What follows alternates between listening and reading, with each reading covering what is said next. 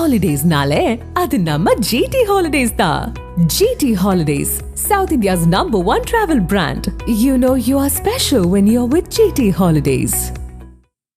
மின் கட்டணத்தை உயர்த்தி விடியல் அரசு என்று வீண் பெருமை பேசலாமா என திமுக அரசிற்கு பாஜக மாநில தலைவர் நயினார் நாகேந்திரன் கேள்வி எழுப்பியுள்ளார். நயினார் நாகேந்திரன் வெளியிட்டுள்ள எக்ஸ் தள பதிவில், தனியாரிடமிருந்து 80,000 கோடி ரூபாய் செலவில் 2200 மெகாவாட் மின்சாரத்தை தமிழ்நாடு மின்சார வாரியம் கொள்முதல் செய்யவிருப்பதாக வெளிவந்துள்ள செய்தி பல கேள்விகளை எழுப்புவதாக குறிப்பிட்டுள்ளார். இதைத் தொடர்ந்து மின்வாரியத்தை நஷ்டத்தில் தள்ளி தனியாரிடமிருந்து மின்சாரத்தை வாங்கி விலையை உயர்த்தி மக்கள் மீதும் அரசு மீதும் நிதிச்சுமையை ஏற்றி வருவதாகவும் விமர்சித்துள்ளார்.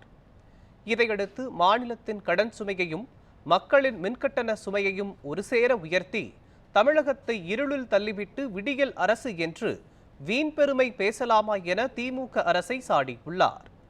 மேலும் மாதம் ஒரு முறை மின்கட்டண கணக்கீடு என்று கொடுத்த வாக்குறுதியை மறந்து மக்கள் நலனை தூக்கி எறிந்த திமுக அரசிற்கு தனியாரிடமிருந்து மின்சாரம் வாங்கும் திட்டத்தையும் தூக்கி எறிவதில் ஒன்றும் சிரமம் இருக்காது என தெரிவித்துள்ளார். எனவே தனியாரிடமிருந்து வாங்கும் திட்டம் எதுவும் இருந்தால் அவற்றை கைவிட வேண்டும் எனவும் வலியுறுத்தியுள்ளார்.